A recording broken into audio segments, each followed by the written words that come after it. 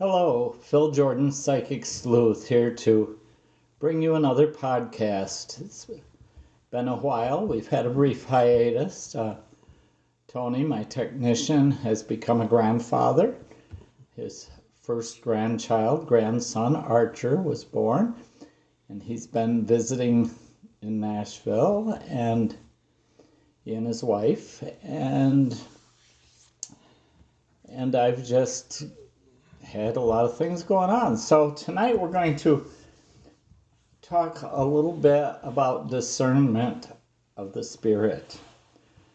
Discernment, I'm going to tie into the Christmas story, the birth of Christ. Many fundamentalists believe that my work, my psychic work, is not of God, that it's perhaps satanic, perhaps in the dark realm, things of that nature.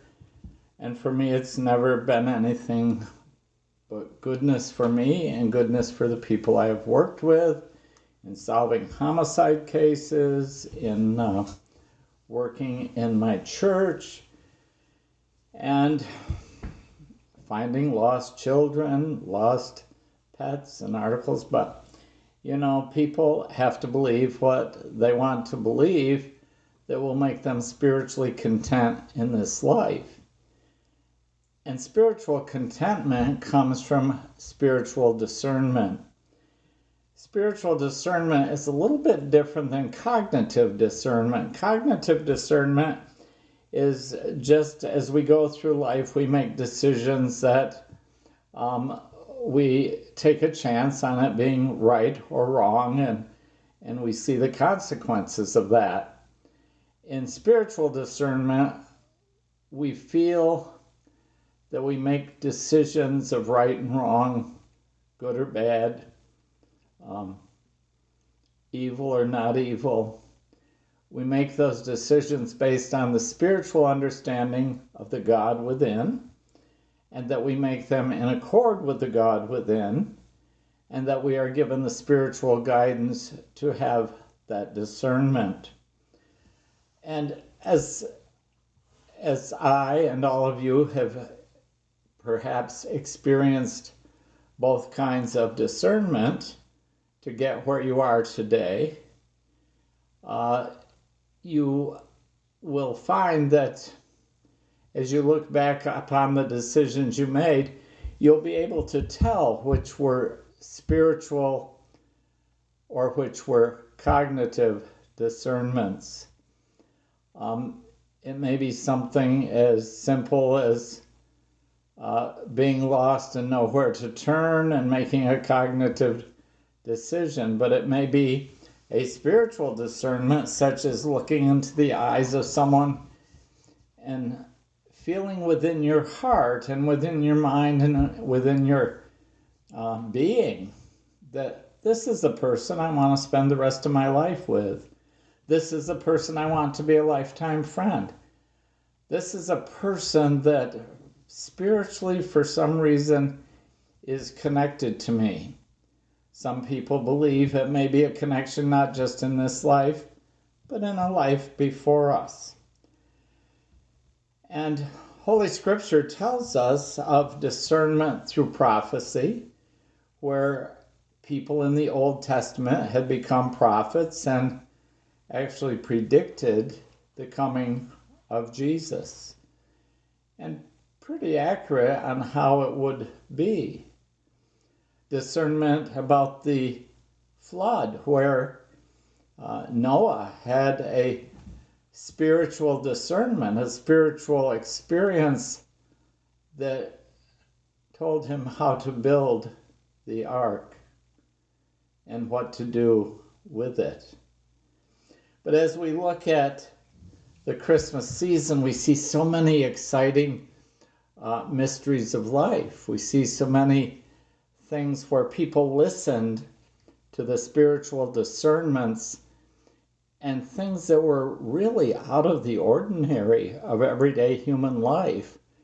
But they listened because they knew that it was a spiritual experience that they would have to go through in order to complete their purpose in life.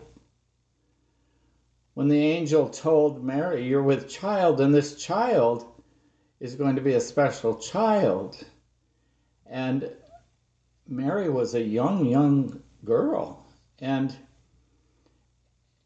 she believed it. She just knew through her discernment that she was being told something where she was going to play an important part in history.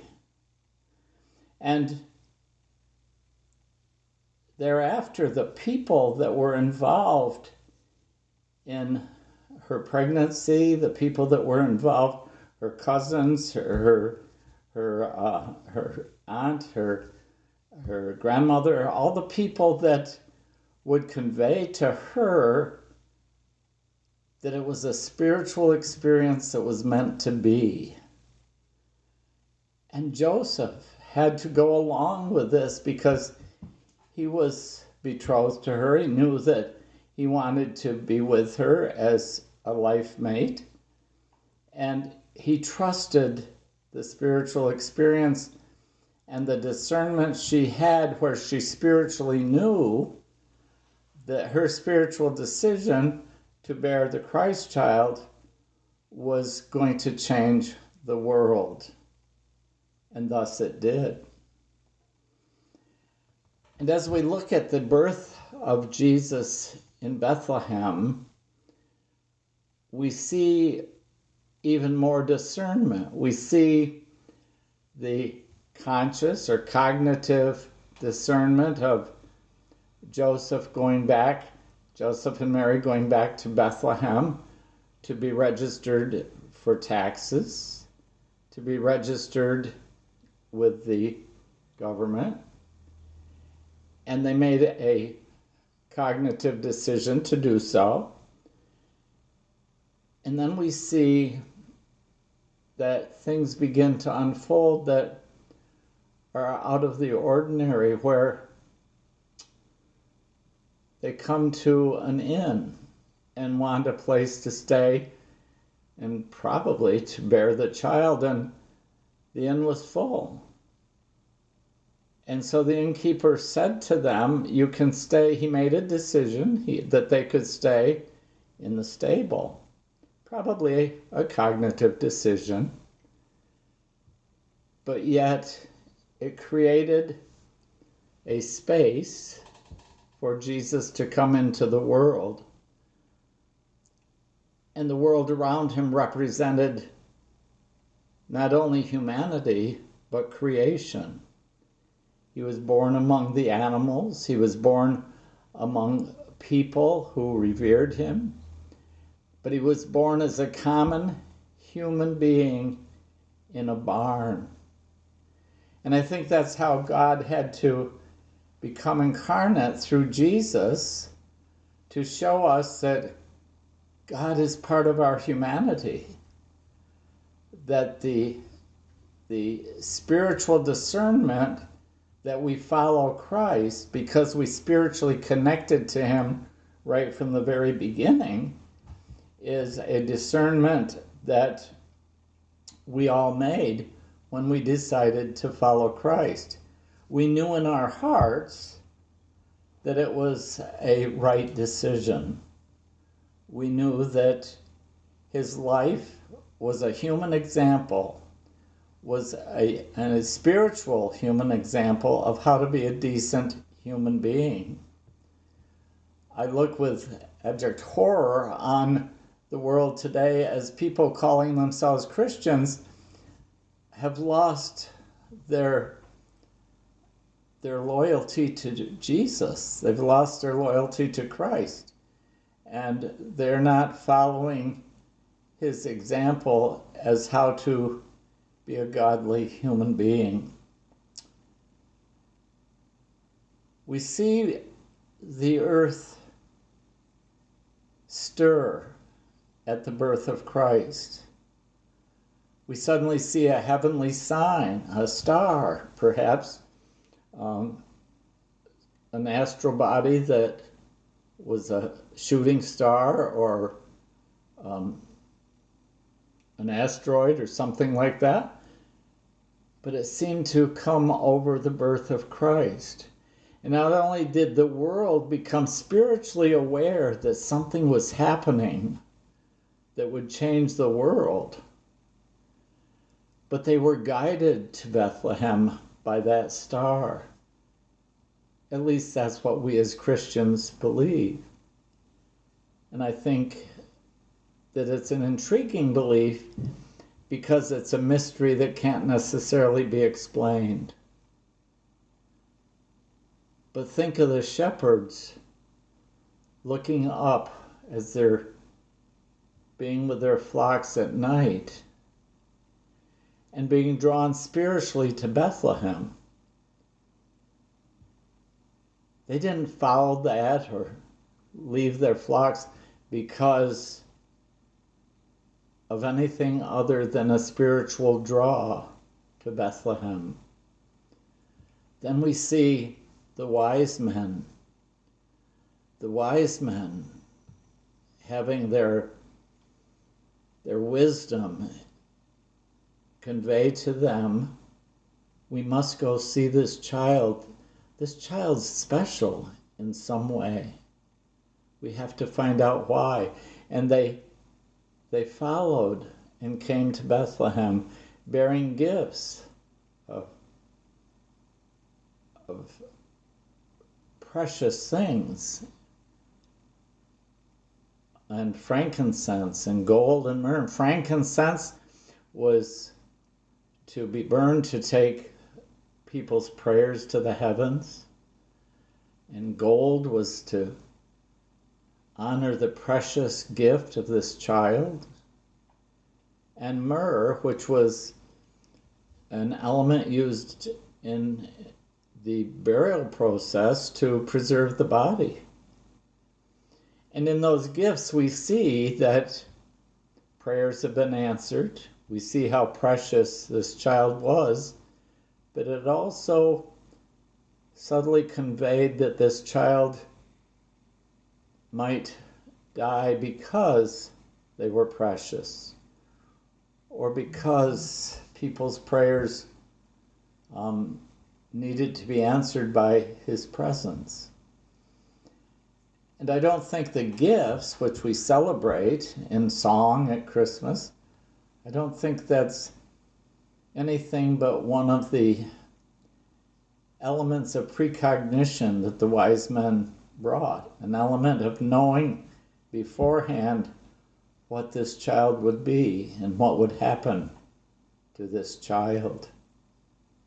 And then within that spiritual discernment, one of their major spiritual discernments was to not report back to Herod, who was trying to find out where the child was to put him to death, and to do away with somebody that apparently was stirring the public into making him a king. And to be visited as you're born in a barn by kings of wisdom, and that in itself showed us that he would be a spiritual king and would know how to convey his kingship to the world. The shepherds, how well we knew way back in the book of Psalms about a shepherd and how a shepherd leads his flock. And that if one gets lost, he'll go find that one and bring it back to the rest of the flock. That he won't leave that one.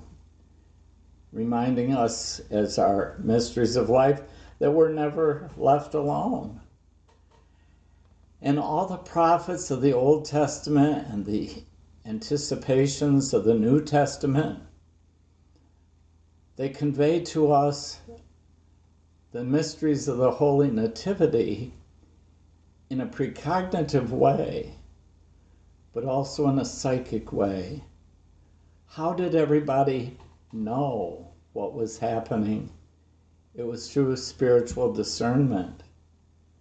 And it's through that spiritual discernment that we all have had that have channeled us in perhaps a right direction. It may be our cognitive discernment that channeled us in a wrong direction, but if we feel it in our hearts, it's a spiritual discernment that we don't let go of. It's something that we know that we have to go through. It's something that we know, good or bad, and hopefully good, that our faith has brought the spiritual discernment to us. And it's through that faith that will get us through wherever that discernment leads us, good or bad. And sometimes the spiritual discernments, we have to go through difficult times to find blessings or to find good times. And I can't help but think that that was all given to us in the birth of Christ.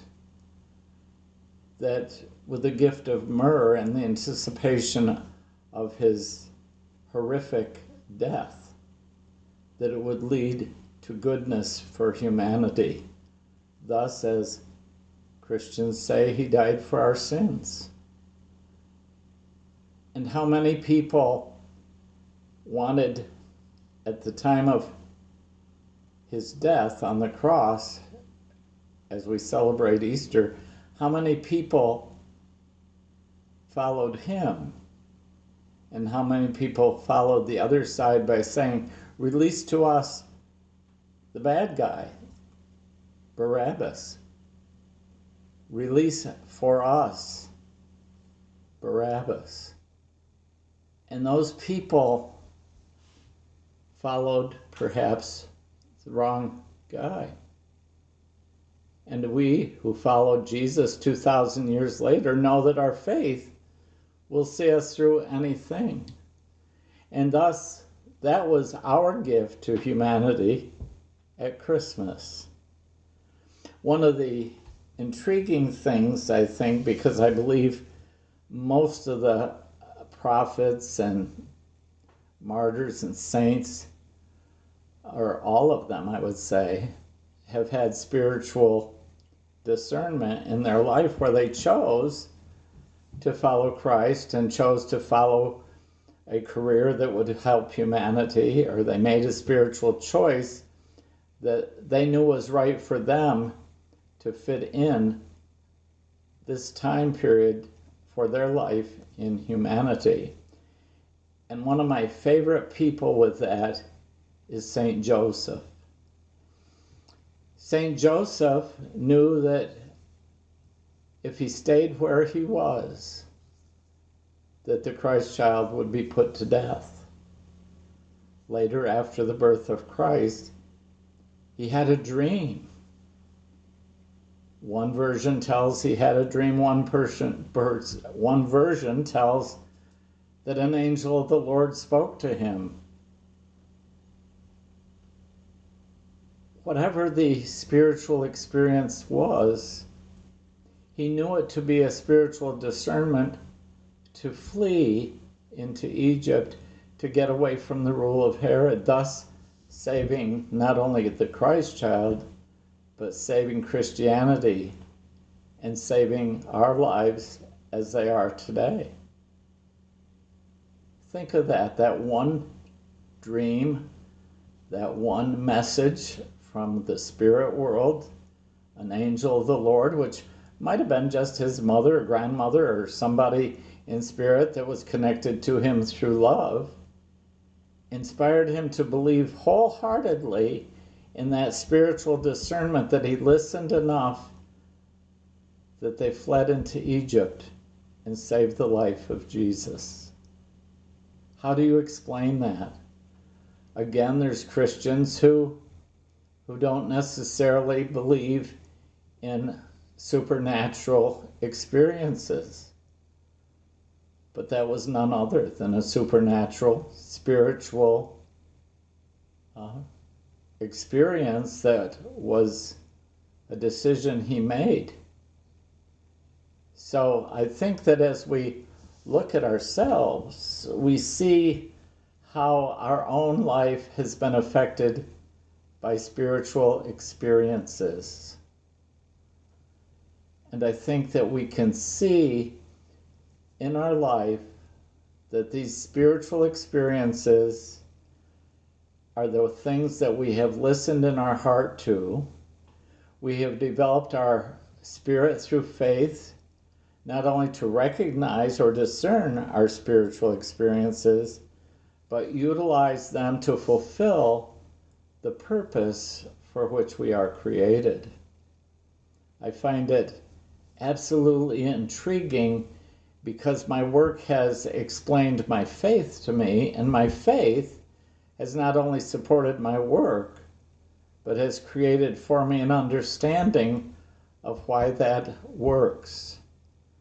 And I find it extremely intriguing that God has given me a gift and a talent, the same as He's given you gifts and a talent, or talents. Just recently, I had a woman come up to me in a grocery store, a young woman, and she said, "You told my mother 7 years ago that there would be twins born into the family." I was a younger woman then, and we sort of laughed at that because there's no twins on either side of the family back for generations. There's just no twins. And we're standing outside of Aldi's grocery store, and she says, "I just wanted to tell you that I'm pregnant for twins. And you told me a boy and a girl set of twins, and it's a boy and girl set of twins. And how you knew that by looking at my picture at my mother's consultation, and how you knew that, I don't know." And I trace that to a gift, which is a spiritual discernment that I made years ago when I decided, I think I want to be a psychic rather than a Spanish teacher. I had friends back then who tried to tell me I was crazy. When I found the little boy lost in the woods using spiritual discernment of the gift, they told me I was crazy. I went in and found a boy that they had searched for, a 6-year-old boy they had searched for 200 people overnight during fierce electric storms. I found him within 58 minutes. Those things defy common sense, but they certainly do not defy spiritual discernment. I can tell when I'm doing a reading the intensity in my heart, what will be and what will not be, or what will become a possibility. It may be because of the discernment, either cognitive or spiritual, of the person I'm working with. It will be up to them, but everyone's free will in the course of life's events can certainly change what I might be seeing. But that spiritual discernment is something that if we would all return to through faith, could create a world of peace.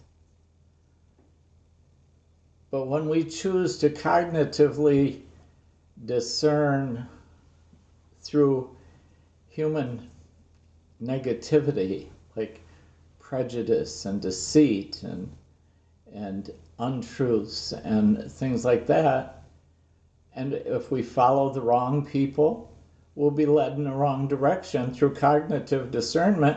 But if we can reignite the spiritual discernment in ourselves, we too will be drawn to Bethlehem, just like all the people were at the time of Jesus.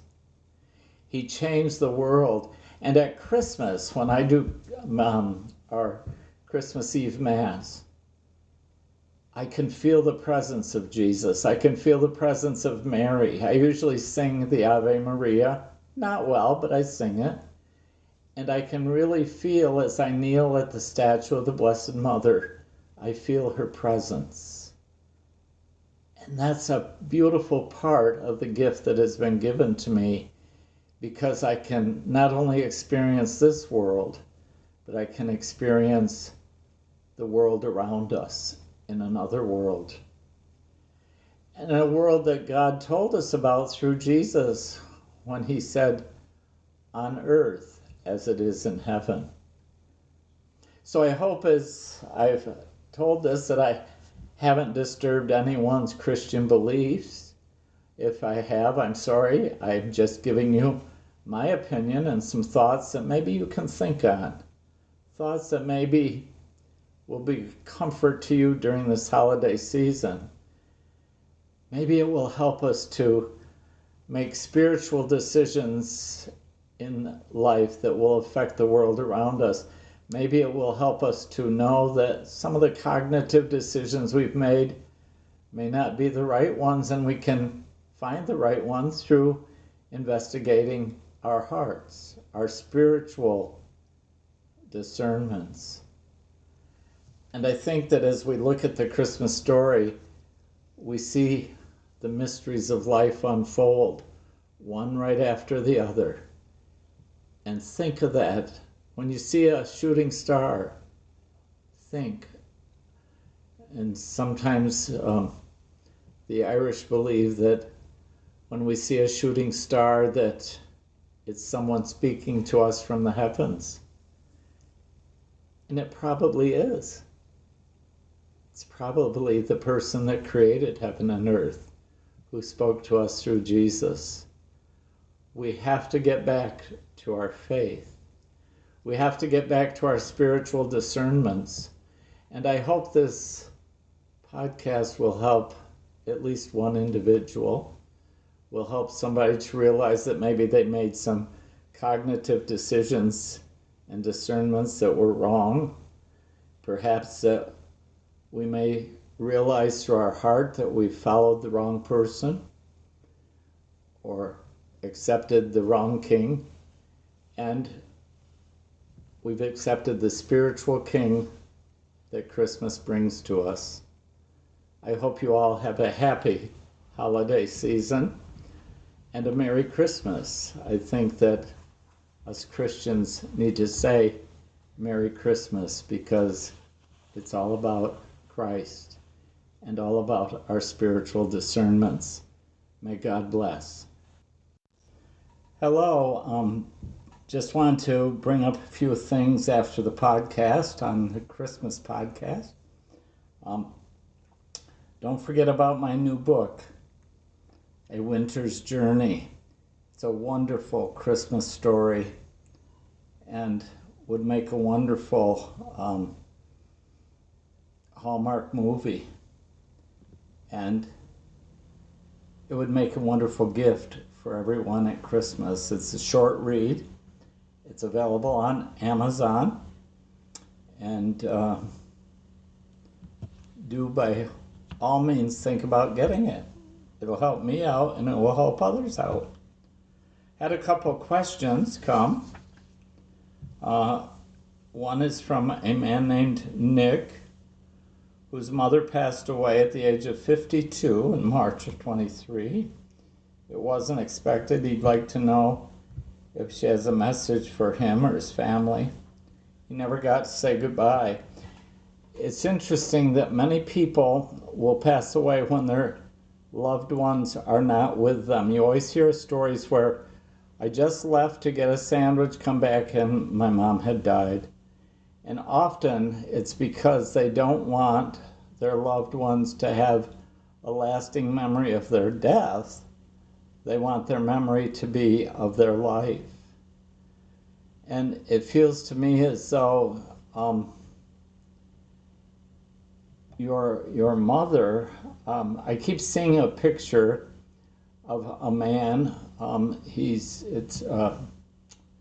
It's like a black and white or sepia tone picture of a man wearing a brimmed hat and sort of a dark a black coat and sort of a country scene, but there's a large dog standing beside him.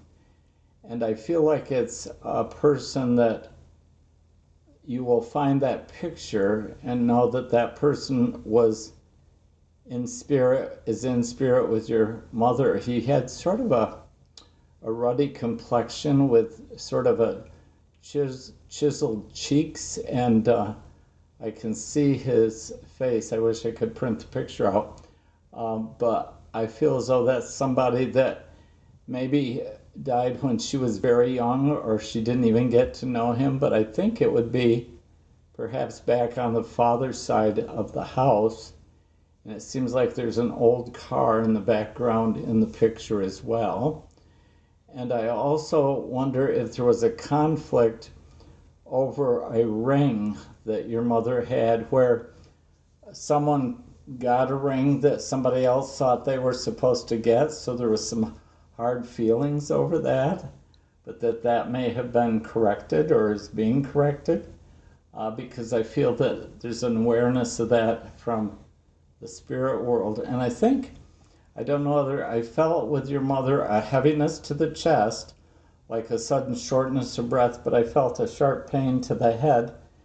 But I felt like through her whole being, it felt like there was something in her circulatory system that may have caused her passing, like an anaphylactic shock or something. I'm not a doctor, but I just am telling you what I'm feeling. So I'm sure that she's not frustrated because you weren't there, because I feel she would say to you that we had our difficulties at times, but I know that your love was there all the time. So, and it didn't have to be there at my death. So that's what I'm feeling. So I hope that will be helpful to you. I think that she has found peace that passes all understanding, as we learn in the Christian world. Then there's another note from a man named Daniel, who has discovered some psychic abilities and wants to work with police departments, and he does remote viewing, and I think that he wants to know how to get involved with police agencies. It's a very difficult thing, because when there's a case that develops, a lot of people who think they possess gifts offer sometimes a little bit outrageous ideas about what has happened on a case. So sometimes the bad psychics override the good psychics, and that's why police agencies are so skeptical. I was fortunate because I got involved in a media case of a child lost, and I just found the child in the woods. And so that launched my abilities to the world. It was on national news and everything. And I think you have to wait for that door to open. And the main thing is, don't harass anyone with profound thoughts on a case, but convey to somebody who might be peripherally connected to the case, that might be able to convey it to the policing agency. If you're rejected, that's just common, because police don't generally go for that. But if you tell them something that clicks with the case where no one else knows that evidence or whatever, it will open the door for you. You just have to wait for the right opportunity. And it's a difficult road. That's all there is to it. But opportunity knocks, and if you have the natural gift, God will open that door for you. And I think it will happen. So do send in your questions if you have questions you want me to work with on my podcast. And I do hope you'll consider buying A Winter's Journey. It's a wonderful Christmas Eve story. So it's a quick read and a wonderful gift. So my next book is 8 chapters done, and I hope it'll last maybe 12 or 14 chapters, but it's also a spiritual experience where a young man meets his guide. So, blessings for the holiday season. Cordially, Phil Jordan.